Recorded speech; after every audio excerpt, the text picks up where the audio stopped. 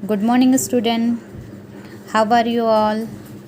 I hope you are all fine. Now, today we are learn lesson number 2. माझा अनुभव. माझा अनुभव it means my experience. ठीक है, मेरा अनुभव. तो आज हम इस पाठ को पढ़ेंगे. वार्षिक परीक्षा संपली. वार्षिक परीक्षा मतलब हमारी एनुअल एग्ज़ाम जब ख़त्म हुई. मी आणि रीमा घरी आलो. मी आणि रीमा म्हणजे कोण? मी यानी यहाँ पर लेखक और रीमा घर आए. कहाँ से? पेपर देके स्कूल से. घरी पोहोचताच आईने सांगितले, उद्या आपल्याला आगगाडीने मामाच्या गावाला जायच्या आहे. जेव्हा लेखक आणि त्याची बहीण रीमा घरी आली शाळेतून तेव्हा त्याच्या आईने सांगितले की आपल्याला म्हणजे कोणाला? रीमा, लेखक आणि त्याच्या आईला आगगाडीने मामाच्या गावी जायचे आहे. आता आगगाडी म्हणजे काय? ट्रेन. ओके. रीमाने आनंदाने उड्या मारल्या. तुम्हाला माहीत असणार की जेव्हा मुलांना असं माहीत होते की आपल्याला मामाच्या गावाला जायचं आहे तेव्हा मुलं खूप आनंदाने उड़ी मारतात म्हणजे खूप खुश होतात है ना. जब हमको पता चलता है कि हमें मामा का गाँव जाना है तब बच्चे बहुत ज़्यादा खुश हो जाते हैं. तो यहाँ पर भी रीमा ने उड़ी मारी. उड़ी का मतलब होता है जंप. पायातले पैजण छुम छुम वाजत मी घरभर फिरली. ती म्हणजे कोण? रीमा. अब उसको जैसे ही पता चला कि मामा के गांव जाना है तो वह पैर में पैजन पहना हुआ था, पायल. ठीक है, तो वो कैसे घर भर घूमने लगी. तो आपको मालूम है कि पायल की आवाज़ कैसे आती है? छुम छुम आती है. मामाच्या गावाला जाण्यासाठी आम्ही सकाळी निघालो. अब मामाच्या गाव म्हणजे लेखकाचे मामाच्या गाव खूप लांब असणार म्हणून ते केव्हा निघाले? सकाळी म्हणजे मॉर्निंगला. आगगाडीत बसलो. अब वह कहाँ बैठ गए? ट्रेन में बैठ गए. आगगाडी झुकझुक करत चालली होती. तुम्हाला माहीत आहे ना की ट्रेन कशी चालते? झुकझुक झुकझुक करून ते चालत होती. म्हणजे आगगाडी अब झुकझुक करके चलने लगी थी. खिडकीत बसलेल्या रीमाचे केस भुरू उडत होते. आता रीमा कुठं बसली होती? खिडकीजवळ. तर जेव्हा ट्रेन चालते तेव्हा आपल्याला तिथून वारा येतो आणि वाऱ्यामुळे काय होते की केस कसे उडत होते? भुरू उडत होते. खिडकीतून येणाऱ्या उन्हामुळे तिचे डोळे लुकलुकत होते. आता काय होता? समर सीझन असल्यामुळे तुम्हाला माहीत आहे की आपल्याला डोळ्यात काय होते? थोडीशी असं वाटते की काहीतरी आता तिखट वगैरह गेला कि काय है ना. जब गर्मी का समय रहता है तब आँखों में धूप के कारण क्या होती है? जलन होती है. तो रीमा ऐसे बिल्कुल ऐसा टुकटुकी लगा के देख रही थी. तिचा चेहरा प्रसन्न दिसत होता. कसा दिसत होता? प्रसन्न म्हणजे खुश होती ती. खूप स्माइली फेस होता. कुणाच्या? रीमाच्या. आई वाचत असलेल्या पुस्तकाची पाने हवेने फडफडत होती. आता तुम्हाला माहीत असणार की जेव्हा आपण कुठंतरी जातो है ना तेव्हा काय होते की स्टेशन किंवा आपली जे जागा आहे यायला वेळ असते तेव्हा आपण काहीतरी वाचत असतो. तर इथं सुद्धा लेखकाची आई यांनी काय केले? एक पुस्तकाचे वाचन सुरू केले आणि जे पुस्तक ती वाचत होती त्या पुस्तकाचे पाने हवेने फडफडत होते. ठीक है. तो अभी जो पुस्तक का पेज जो उड़ने की आवाज़ होती है वो कैसी होती है? फड़फड़. और ऊपर में पढ़ा हमने जैसे यहाँ पे पैजन की आवाज़ कैसी होती है? छुम छुम होती है. ती वाचनात तल्लीन झाली होती. ती म्हणजे कोण? लेखकाची आई किताब पढ़ते पढ़ते तल्लीन हो गई थी. तल्लीन म्हणजे बिल्कुल मग्न झालेली होती.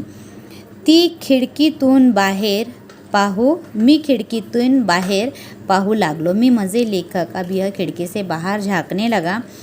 थंडगार वाऱ्याच्या झुड़का अंगावर झेलू लागलो। आप देखेंगे कि जब ट्रेन से हम जाते समय में क्या होता है कि जो हवा के जो झोंका है वो हमें लगने लगता है।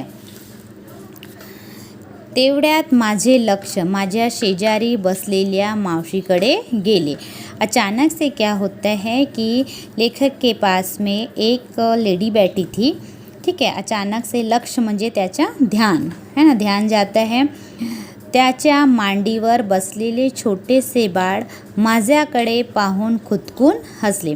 आता जे मावशी बसली होती लेखकाच्या जवळ, त्याच्या मांडीवर कोण होता, एक छोटा सा बाढ़ होता है, एक छोटा सा बच्चा था। उस बच्चे ने जैसे ही लेखक के तरफ देखा वह धीरे से मुस्कुरा दिया। मी बाळाला मांडीवर घेतले। अब कुछ देर बाद क्या हुआ, लेखक ने उसको अपने गोदी में ले लिया। ते खिडकीतून पडणारी झाडे टुकू पाहू लागले। पाहता पाहता ते गाढ झोपले। तुम्हाला माहीत असणार की जे लहान मुलं असते ते काय करतात, काही वेळ इकडे तिकडे पाहतात आणि नंतर जे हवे येते आणि हवाच्या या गारेत ते झोपून जातात। तो ये बच्चा भी वही इधर उधर देखा और देखने के बाद क्या हो गया, सो गया। स्टेशनवर बैलगाड़ी घेऊन मामा आला होता। अब पहले के समय की बात है, तब कोई ऑटो रिक्शा गाड़ी 4 व्हीलर नहीं थी, तो इन्हें लेने के लिए मामा आया स्टेशन पे। किससे आया, बैलगाड़ी से। बैलगाड़ी जानते हैं ना सभी, हाँ। रीमाने पळत पळत मामाला गाठले। आता पळत पळत म्हणजे धावत जाने। ये रनिंग करती हुई गई और मामा को जोर से पकड़ लिया, म्हणजे गाठले म्हणजे मिठी मारली। आम्ही बैलगाडीत बसलो। आम्ही कुठं बसलो, बैलगाडीत बसलो। बैलांच्या गड्यातील घुंगूर माळा खुडू खुडू वाजत होत्या, ठीक है। अब बैलों के गले में एक घंटी लटकाई जाती, घुंगूर माळ लटकाई जाती, उसकी आवाज़ कैसी है, खुडू खुडू आती है। बैलगाड्याच्या चाकाचा खड़खड़ आवाज़ तालात येत होता। अभी आपको देखना है कि अब यहाँ पर बैलगाड़ी के चक्के हैं ना, व्हील का भी आवाज़ कैसे दिया है, खड़खड़ दिया या बताया गया है। आम्ही घराच्या रस्त्याला लागलो। आम्ही म्हणजे कोण, लेखक, त्याची बहीण, आई आणि मामा जो घ्यायला आला होता ते आता मामाच्या घरी जाण्यासाठी रस्त्याला लागले होते। तोवर सायंकाळची वेळ झाली होती। तब तक क्या हो गया था, शाम हो चुकी थी। जब यह मामा के घर पहुंचने वाले थे तब तक शाम हो चुकी थी। पानांची सड़सड़, आता पानांची मतलब ये जो पेड़ के पत्ते दिखते हैं तो हवा के कारण पत्तों की आवाज़ कैसी आती है, सड़सड़ आती है। नदीच्या पाण्याची खड़खड़, और नदी के पानी की आवाज़ कैसी है, खड़खड़ आती है। एकूण येऊ लागले। झाडीतली पक्ष्यांची किलबिल, झाड़ातील जे पक्षी असतात, जो पेड़ पे पक्षी बैठे रहते हैं शाम के समय, आपको पता होना चाहिए वो कैसे आवाज़ करते, किलबिल किलबिल किलबिल किलबिल, है ना। शेतात चरणाऱ्या गायीचे हंबरणे, आणि गायीच्या आवाजाला काय म्हणतात, हंबरणे। बकऱ्यांचे बेबे, हे सारे वातावरणात मिसळून गेले होते।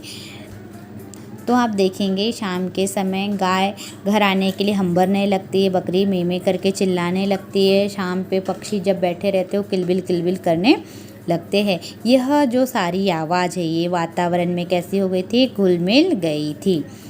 शेतातली पिके वाऱ्यावर मंद मंद डुलत होती, आणि जे शेतातली पिके होती हे वाऱ्यावर मंद मंद, इट मीन्स स्लो झूल रहे थे। मन आनंदाने थुई थुई नाचत होते। आता मन आनंदाने थुई थुई नाचत होते, इसका मतलब होता है कि जो मन है ना, बहुत अच्छा लग रहा था मन को कि अब कहाँ पहुँच गए हम, मामा के गांव पहुँच गए। और ये सब वातावरण देखकर लेखक को बहुत अच्छा लग रहा था। यहाँ तक समझ गए आपको, चलो आगे बढ़ेंगे हम। घरी येताच तोंडभर हसून मामीने आमचे स्वागत केले। अब तोंडभर हंसना, तोंडभर यानी कोई भी स्माइल करता है तो मुंह को देख के ही करता है ना। अब जैसे ही बहुत दिनों के बाद आए भांजा भांजी, तो मामी ने क्या किया, स्माइल किया. मामाची मुले राजू आणि चिमी आमचीच वाट पाहत होती. मामा को 2 बच्चे थे. नाम क्या है, एक का नाम राजू और एक का नाम चिमी है. यह क्या कर रहे थे, हमारी ही राह देख रहे थे. आम्ही एकमेकांना कडकडून भेटलो.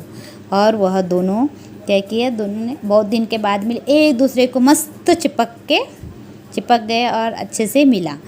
आजी हळूहळू चालत काठी टेकत टेकत आमच्या जवळ आली. अब लेखक की जो नानी थी वह बहुत एज की हो गई थी, और एज की होने के कारण, उम्र में ज़्यादा होने के कारण लकड़ी के सहारे से चलती थी. तो लकड़ी को टेकते टेकते बच्चों के पास आती हैं. आम्ही आजीला बिलगलो. आता आम्ही आजीला बिलगणे म्हणजे प्रेमाने जवळ येणे. तो लेखक और उसकी बहन कौन थी, रीमा, यह भी जाके आजी के पास चिपक जाते हैं प्यार से. आमच्या डोळ्यावर तोंडावर हात फिरवला. तिच्या हाताचा थरथरणारा स्पर्श खूप प्रेमळ न बोलका होता. अब देखो बच्चे आजी के पास चिपक गए, और आजी ने क्या किया कि देखना, हमारी नानी के पास हम जब भी जाते तर नानी काय करते की लहान जेव्हा मुलं असतात त्यांच्या तोंडावर, त्यांच्या डोक्यावरून हात फिरवते, है ना. जो एजेड लोग होते हैं, उम्र में जो बड़े रहते हैं, उन लोग बच्चों के सर पे से, मुँह पे से हाथ घुमाते हैं. और ज़्यादा उम्र होने के कारण वो आजी का हाथ थरथर रहा था, मतलब काँप रहा था. आम्हाला खूप गहीवरून आले. आता गहीवरून आले म्हणजे मन भरून येणे, मतलब बच्चों को बहुत रोना आ रहा था कि अरे आजी के हाथ थरथर रहे, है ना. तो ये देखकर बच्चे रोने लग गए थे. दुसऱ्या दिवसापासून नुसती धमाल मस्त मज्जा ही मज्जा. अब हम कहाँ गए, लेखक मामा के घर गए और बच्चों के साथ, मामा के बच्चों के साथ खूब मस्ती किया. विहिरीवर पोहायला जाणे, शेतात बाळगणे, आंब्याच्या झाडावर चढून कैऱ्या, पाडाच्या आम तोड़ून खाने. दूसरे दिन से मस्त मज्जा ही मजा. कहाँ गए, ये तालाब पे तैरने के लिए, खेतों में दौड़ते थे, आम के पेड़ों पे चढ़ जाते थे, और जो कच्चा आम होता है ना उसकी कैरी काट के खाते थे.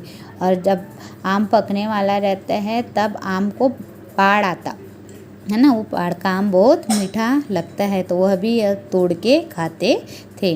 बैलगाडीतून मामा बरोबर फेर पटका मारने. और पहले कोई मोटरसाइकिल, कोई जीप नहीं थी, तो मामा बेचारा बैलगाड़ी में पकड़ता था बच्चों को और घुमाने लेकर जाते थे.